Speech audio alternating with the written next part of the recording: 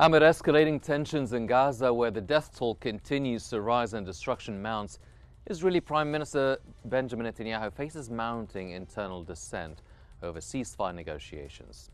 As US-backed talks intensify ahead of his meeting with Trump, Israel stands at a crossroads, caught between military resolve, political fractures, and growing global scrutiny shaping the fate of the region. Meanwhile, Elon Musk said he's carrying out his threat to form a new political party after his dispute with Donald Trump, announcing the America Party in response to the president's sweeping tax cuts law. The US president, in response, lashed out against Musk's move, calling it ridiculous and saying the tech billionaire had gone completely off the rails. I'm Henny Saif. Let's get in focus.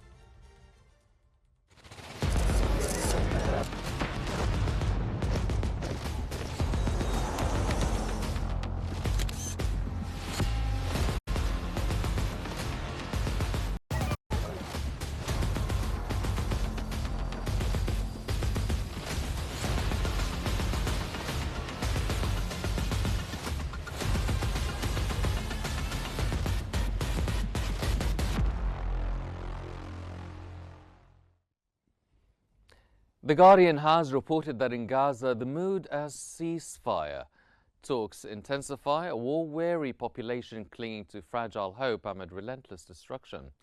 Palestinians in Gaza express skepticism towards yet another round of negotiations, scarred by past broken deals and deepening humanitarian despair. Behind closed doors, international mediators push for a breakthrough, with the US-backed efforts aiming to bridge the gap between Israel and Hamas. Yet mistrust runs high, and the demands on both sides remain starkly inconceivable. As Netanyahu faces internal pressure and regional instability grows, the prospects for peace remain uncertain. The world watches divided and doubtful as Gaza teeters between the exhaustion of survival and the elusive promise of ceasefire.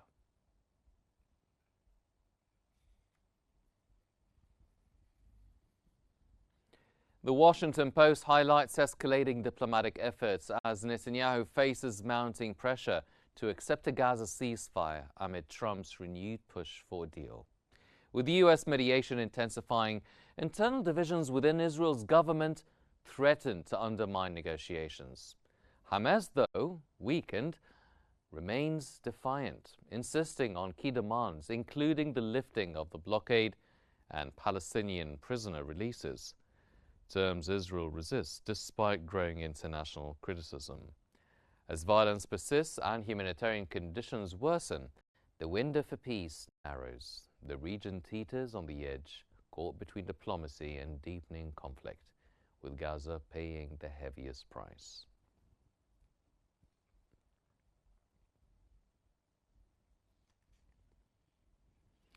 And to focus more on the recent updates concerning the Gaza's fate and its endless suffering, we're joined from Jericho by Dr. Abdel Nasser Mekki, the political science professor. Dr. Mekki, welcome to In Focus.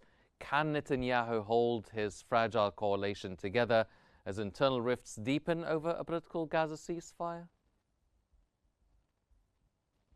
Yes, I think Netanyahu could do this. What you're asking about that Netanyahu could, that by his government, regardless there is many of the, that the extreme government, especially for the two, Smotrich and Ben Gvir, Netanyahu could go ahead and could make agreement because he is have been supported by the American Trump president. So yes, I think regardless of this pressure from the government, from some of the members of the government, Netanyahu would go ahead and make agreement. Mm-hmm. Well, do you think that the proposed 60-day truce, does it represent real progress or just another tactical pause in a prolonged conflict? No, I think you know that because after the first agreement, which was on the 19th of last,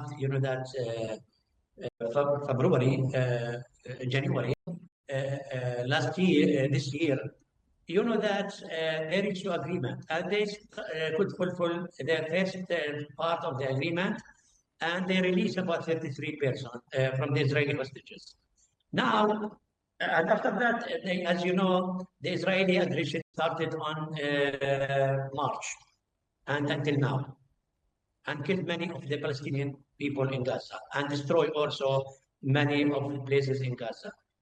Now we are talking about new, that agreement, which is about 60 days. We are talking about the American pressure, Trump pressures on the all the parties, especially on the Israeli and also on Hamas. We are talking about a new era, which was after the American, Israeli, and Iranian war, and what happening for the nuclear weapon, that in Iran. So the United States of America now is making all the efforts with Trump in order to solve the and end the war in Gaza. We are talking about 60 days, but there are some, that some comments on these 60 days. And as you know, Hamas sent memorandum for the three things about this, that's 60 days. I think today they start negotiation in Qatar, and also at the same time, Netanyahu, now Prime Minister of Israel, is visiting the United States of America, and he will meet today with Witkoff and Rubio, and also with President Trump in order to discuss the 60 days, that proposal. And I think all the people now is waiting for this meeting.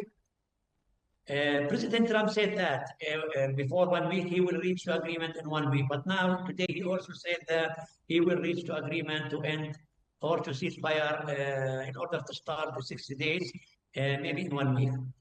So we are waiting what will happen. But I think there is a willing from Trump to end this, that's what's happening in Gaza, the war, and to reach the first agreement, which is 60 days.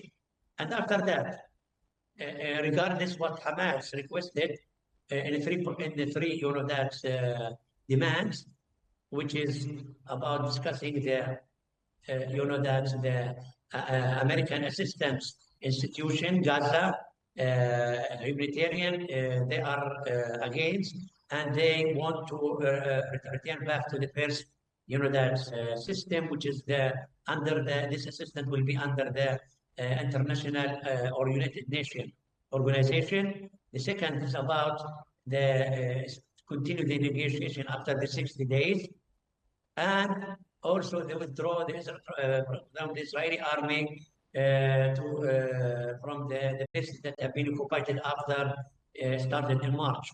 So these are the three demands from Hamas, and they are discussing today in Doha.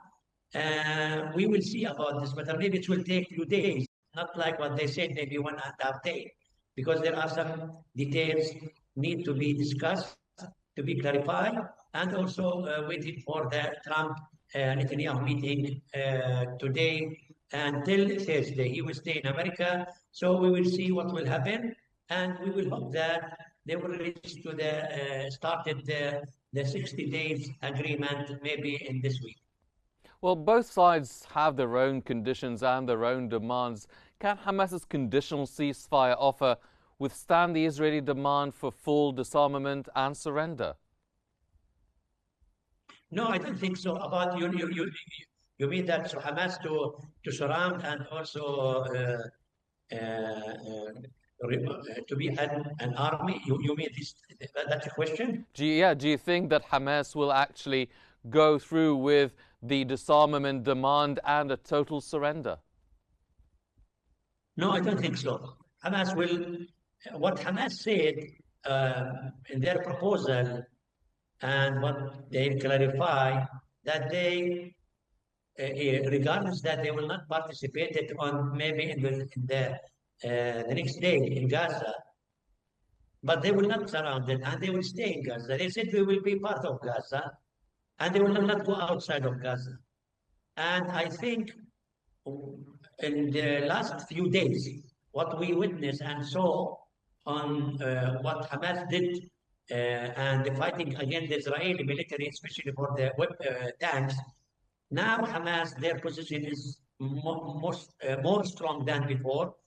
So I think they will be they will discussing some of the, that with Israeli, with the Qatari and the Egyptian and the American. But I think in the end, Hamas will stay, but with a new, that they will not be participated on the political show, that in political regime in Gaza. Dr. Maki, the release of detainees, do you think it will serve as a breakthrough or an obstacle or a bargaining trap in the final stages of negotiations? According to the 60 days, that's agreement, and according to the, the steps and the days, and also the days, they put it, that they will release the 8 on their first week, and after that, 5 days every week until the 50 days. And after that, they will start the negotiation for the continue to reach to the end of the war, and they will remaining 10 detainees, and also maybe half of the dead bodies, maybe about we're talking about 20 maybe. So I think they will continue discussing this matter. The release of the hostages will help, and also I think President Trump will support this, and for what will happening, because there are some voices saying that maybe after this release of hostages, the Israeli will go again and they will attack Gaza like what they did before on March. I don't think so. Maybe will not be like what happening before. I think the Israeli will go ahead with continue this, that's negotiation in order to release all the hostages. After that, it will take time. That's about what will happen. They will be discussing about more discussions about what will be the future of Hamas in Gaza, what will happen for the reconstruction of Gaza, and the second day in Gaza, who will be rule in Gaza. So, and also the United States of America, I think, will pressure on Netanyahu in order that not to go ahead with aggression. But also at the same time, there are many changes. Not like before. Now, that's about what's happening. Israeli now could have like it's a winner when the war with Iran. Hezbollah is not there. The Syrian, as you know, new regimes which will have normalization with Israeli. Also, there will be a new change on the relation on the Middle East. And I think all this now, the new show will be about the relation, strong relation between the Israeli and to be one of the members of the Middle East. Israeli to be one member accepted with all parties, especially for the Arab countries. So I think this is one thing. The other thing is, that now the Netanyahu, with his extreme government, before he went to United States today, he had one demand to Trump that to approve the annexation of 62 percentage of West Bank, which is Area C, and this one precondition from the extreme government to Netanyahu, if they will accept and approve, the agreement. So this is one of the demands. So now the show will go to the West Bank, and now we will see what the Israeli will start it to start construction and build the settlements. And well, before the reconstruction talks, Dr. Maki, there's a lot of talk about securing humanitarian corridors and aid corridors. Now, keeping in mind what's been happening at the aid distribution centers, do you see these issues, the humanitarian corridors, will they ease the devastation? Are they merely temporary fixes? Or, as you've been seeing recently, it has been centers of devastation?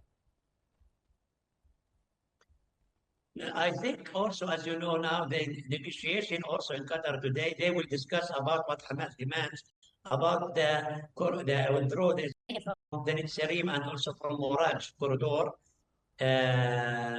This is new things that is happening after the Israeli occupied this Netzarim and Moraj after that March after the aggression. So I think there will be a new arrangement in these places. They will discuss and they will reach to agreement. And as I said before, the problem of distributing the assistance from the Gaza humanitarian institution was like a push, push for the people to be killed there when they will go and they bring the food. So they will be changed. This process will be changed. This process will be changed. Yes. Dr. Abdel Nasser Maki, the political science professor, thank you very much, sir, for your insights. Moving on to the US, tech billionaire Elon Musk spent weeks teasing his new political party concept, positioning himself against Trump's tax and spending plans, which he warned would bankrupt the economy. Trump fired back on Truth Social, saying he's saddened to watch Elon go completely off the rails, while dismissing third-party efforts as doomed to fail. And US President Donald Trump criticized Elon Musk, describing him as off the rails, going off the rails after Musk announced plans to form the new political party amid their growing feud. As reported by the New York Times, Musk's America Party effort comes as tensions rise over Trump's recent domestic policy law, which Musk called a disgusting abomination for increasing federal debt. According to the New York Times, Trump took to Truth Social to deride Musk's third-party ambitions as doomed to fail, labeling the billionaire as a train wreck. This criticism came despite Musk having previously invested hundreds of millions supporting Trump's presidential campaign, support that had earned Musk a powerful government position, overseeing sweeping cuts to staffing and contracts.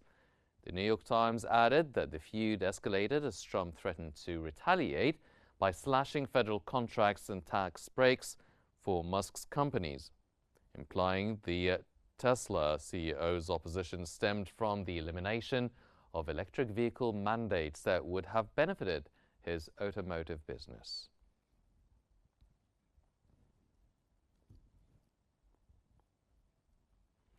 And focusing more on this, we're joined from Washington by Ms. Ginger Chapman, the lawyer and political analyst. Ms. Chapman, thank you and welcome to this part of our show. Now, after years of close alliance, why has Trump-Musk relationship imploded so dramatically in front of the whole world? Yes. Well, thank you, Haney, for having me today. And this is becoming a very important question here in America. As we have seen, Trump and Musk have had this public feud. In a way, it was almost inevitable because they are both billionaires. They are both used to being in charge. And one of the things we noticed is when Musk got to Washington, he was very popular. Republicans love his X platform, and the alliance of Musk and Trump really elated the Republican people. And however, Musk is not a politician. He lives in a world of black and white truth, whereas politicians operate in this gray area. And Musk was initially received with great popularity. His work with Doge was very, very popular, and Doge polled very high in the opinion polls. Musk never polled as high. So Musk's popularity rating was always a little bit lower than Doge. However, after Congress reinstated all of the spending cuts that Elon discovered, Elon's feelings were hurt. We saw their very public arguing on Twitter, on their X platforms. And at that time, Musk's father was saying Elon needs to reconcile with Trump. tellingly, especially for the American people, later Musk's father started to say, well, Elon does not like lying. He feels that things were misrepresented to him. And during their public feud, we could see Musk was trying to hurt Trump with his accusations. But the most effective way that Musk has found to make a difference now is his new America Party. His motto, take your freedom back. Giving you your freedom back is very attractive to Republicans. Initially, this was over the domestic budget issue, but many Republicans are angry with Trump over foreign policy. They're angry because of Ukraine, the Middle East, feeling that America's foreign policy has been taken over by the Israeli lobby as opposed to being in the hands of Americans. And so the other thing that is very significant is historically, third parties have always failed in America. They do not do well. Musk is being very strategic. He is not going to appeal to the entire country. He is going to focus on the 7 swing states and try to win those 7 swing states. This is critical because when our Congress is divided the way it is now, we see it's nearly 50-50, evenly split. In this instance, the independent swing voters are extremely powerful. They can make a big difference in making or breaking American policy. So now we have Musk starting the Purple Party, which is going to challenge the red and blue parties. And this could be a formidable challenge at this time because of all of the conditions. There's a great deal of anger amongst many Republicans over Trump's foreign policy. There is anger over some Republicans over the budget bill, which takes our deficit from 36 trillion to 42 billion. And many Democrats are also looking at Musk's party because they are disappointed in their Democrat party. So this could be big. Well, before we talk about the possibility for the America Party to actually succeed or fail, do you think that Musk's America Party can actually split the conservative vote, handing Democrats an unexpected advantage? It already is splitting the Republican vote. If you take a look at the X platform or any of the Republican committees, we are now bitterly arguing over Elon Musk and this party and whether or not it will weaken our chances of winning electoral majorities. And this is a very, very serious risk because Trump's party is a very large party, but it's made up different factions who are very loosely aligned. For example, Musk brought in the tech bros, the tech oligarchs from Silicon Valley, very, very wealthy donors. However, their values are not aligned with the traditional conservative voters. The tech bros are very into digital currency, technological implants. One of the things the traditional voters do not like Musk over are the brain implants, the implanted chips for economic transactions. So there is friction between the Musk tech bros, the traditional conservative Republicans, and even now there is a big and growing divide between Christians in America over Israel. We have infighting over the evangelical Zionist Christians and the normal regular Christians who do not want to place Israel ahead of Christianity. So Trump's coalition is a loose coalition of many factions that do have internal conflicts with each other. Trump has been able to hold them together, but as Trump is flailing on the national stage and especially on the international stage, his loose coalition, we are having more infighting, and this is why Musk's American Party, America First Party, his Purple Party, has a very real potential to draw votes away from Trump from many of the factions who are now angry. And we are seeing very bitter infighting, people turning against Musk. Some people are aligning with Musk. This is a time where Trump needs to reevaluate. The American people, his voters, feel that Trump is off in left field. He is no longer responding to his America First, his MAGA base. And this has caused a great deal of angst and anger within the Republican Party. The Democrats are trying to take advantage of this, but they are too disorganized, too much in a disarray. And this is another reason why Musk's party can also pull Democrat voters away from the Democrat Party. So this could be a political seismic shift, a change in American politics, but it will lead to a lot of conflict and infighting in the meantime. Well, do you think that Musk's personal opposition and motivation to Trump's policy is primarily ideological, or is it driven by Tesla's financial interests? And do you think that it would matter, even if the America Party has its own ideological differences? This is becoming more important because with Trump's personality, his belligerent, loud, provocative personality, he is actually attacking attacking Musk publicly, threatening his SpaceX contracts with the government, threatening Tesla, and indeed publicly saying, well, Musk needs to go back to his companies, his shareholders. They need him more than I do.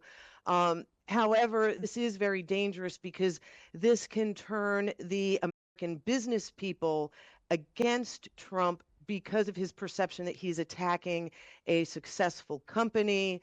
If Trump even starts to attack X, that will cause a great deal of uncertainty and angst. And in a sense, because these are billionaires with very big egos, there's a certain revenge quality. Is Elon Musk doing this just to take revenge on Trump in the best way he knows how? Which speaks to, is Musk committed? We see he's committed to his business enterprises. We see that his commitment kind of wavered in the face of Washington, D.C. political the political swampland that is Washington, D.C. So is this a revenge tour on the part of Musk? Is he sincere? Whether he's sincere or not, this movement has taken off. It's got legs of its own, and this could be the outlet for many Republicans who are angry with Trump now. And of course, the midterm elections are in 2026. So this is a very big risk leading into the midterms. But this could also be an opportunity for Trump to reevaluate why so many of his America First base are displeased. Trump is at a point, he now has to make a decision between his big money donors and his America First MAGA voters. And it remains to be seen how this will play out. Well, do you think Trump will actually retaliate? Do you think that he constitutes a threat to Musk's contracts? How do you think this will play out? It is unlikely that Trump can make good on his threats against Elon's business interests, against his companies. There's just, we have too many regulations that would prevent the president from interfering directly. These are called attainder. So we cannot, our laws prevent Congress and the president from directly attacking one person as opposed to the entire industry. However, the big danger is the public feud. The big danger is tearing apart the Republican Party at a time when America is very deeply divided. We are arguing amongst ourselves. Many Americans are expecting a civil war. Other Americans believe that we can reconcile and move forward as one nation. However, at this time, as we've seen, the American people are deeply Yes. divided. And it is a question of who actually has more to lose. That was Ms. Ginger Chapman, the lawyer and political analyst. Ms. Chapman, thank you very much for your insights. Ladies and gentlemen, unfortunately, that's all the time we have for this episode of In Focus. Thanks for watching, and until next time, stay informed and stay safe.